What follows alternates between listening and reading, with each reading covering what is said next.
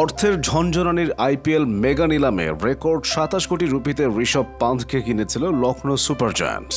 বাংলাদেশি মুদ্রায় যা প্রায় ৩৮ কোটি টাকার বেশি। এর মাধ্যমে টি-20 লিগের ইতিহাসে ভারতীয় উইকেট কিপার ব্যাটসম্যান ঋষভ সবচেয়ে দামি খেলোয়াড় বনে যান।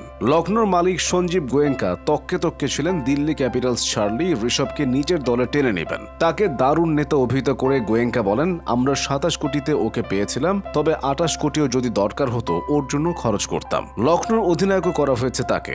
এত আশা ভরসার সেই ঋষভ পান্থ ৪ ম্যাচে সব মিলিয়ে তুলেছেন ১৯ রান, ০, ১৫, ২ এবং ২। ২৭ কোটির পান্থ ৪ ম্যাচ মিলিয়ে ২৭ রানও করতে পারেননি। রেকর্ড দামের চাপে চ্যাপ্টা হয়ে ৪ ম্যাচের ৩ ইনিংসেই এক অঙ্কের ঘরে গড়াগড়ি খেয়েছেন এলএসজি অধিনায়ক।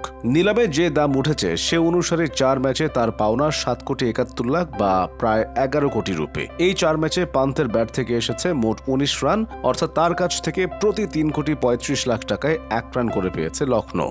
শেষ ম্যাচে মুম্বাই ইন্ডিয়ান্সের বিপক্ষে বাঁহাতি এই ব্যাটসম্যান ৬ বল খেলে যখন হার্দিক পান্ডিয়ার নিরীহ এক বলে ক্যাচ তুলে আউট হন, সবাই তাকিয়েছিল সঞ্জীব গোয়েঙ্কার দিকে। পরপর ২ ম্যাচে ২ রান করে ফেরার সময় গোয়েঙ্কাকে খুঁজে নেয় টিভি ক্যামেরাও। লখনৌ মালিক নিজেও হয়তো জানতেন ২৭ কোটি রুপির খেলোয়াড় এমন কাণ্ড চালিয়ে যাওয়ার পর সবাই তার দিকেই তাকিয়ে থাকবেন। প্রথমে নির্লিপ্ত থাকার চেষ্টা করলেন গোয়েঙ্কা, পরে হেসেই দিলেন, আর কত মুখ গোমরা করে থাকা যায়। ২৭ কোটি দিয়ে পন্থকে কিনে সঞ্জীব গোয়েঙ্কা এখন কপাল চাপড়াচ্ছেন। এমন হাস্যকর সব মিম ছড়িয়ে পড়েছে নেট পাড়ায়। ম্যাচটা শেষ পর্যন্ত লখনৌ ১২ রানে জিতেছে। তবে ঋষভের টানা চতুর্থ ব্যর্থতার পর সামাজিক যোগাযোগ মাধ্যমে আবারও হাসি ঠাট্টা শুরু হয়েছে তার অতিমূল্য নিয়ে। ক্রিকেট বিষয়ে কিছু সাইট বসে গেছে তার রানকে দামের পাল্লায় মাপামাপিতে। ওয়ান ক্রিকেট যেমন হিসাব করে বের করেছে ঋষভ পান্থের প্রতিটি রানের দামে ৪৭টি রয়্যাল এনফিল্ড মোটরসাইকেল কেনা যাবে।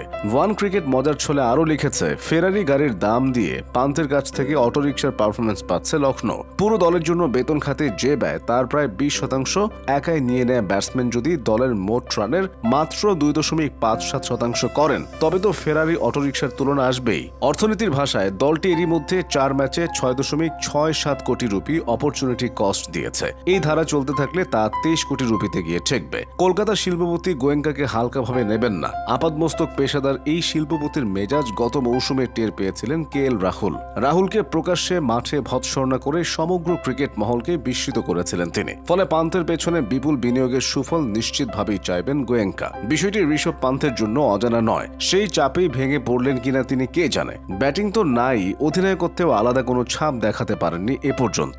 দিল্লি ক্যাপিটালসের বিপক্ষে লখনৌ জার্সিতে নিজের অভিষেক ম্যাচে ০ রান আউট হন পন্থ। গুরুত্বপূর্ণ সময়ে স্টাম্পিংও মিস করেন। ম্যাচটা শেষ পর্যন্ত ১ উইকেটে হেরে যায় লখনৌ। দ্বিতীয় ম্যাচে সানরাইজার্স হায়দ্রাবাদের বিপক্ষে লখনৌ অনায়াসে জিতলেও ব্যাট হাতে ফের হতাশ করেন পান্থ। হার্ষল প্যাটেলের বলে উইকেট ছুড়ে আসার আগে করতে পারেন ১৫ বলে ১৫ রান, অথচ তিনি ব্যাটিংয়ে নামার আগে ২৬ বলে ৭০ রান করে লখনৌর জয়ের ভিত গড়ে দিয়ে যান নিকোলাস পুরান। এরপর ৮ উইকেট হাতে নিয়ে ৬৮ বলে দরকার ছিল মাত্র ৭১ রান। অর্থাৎ চাপ থাকুক বা পুরোপুরি চাপ মুক্ত অবস্থায় হোক, সব ক্ষেত্রে ব্যর্থ পান্থ।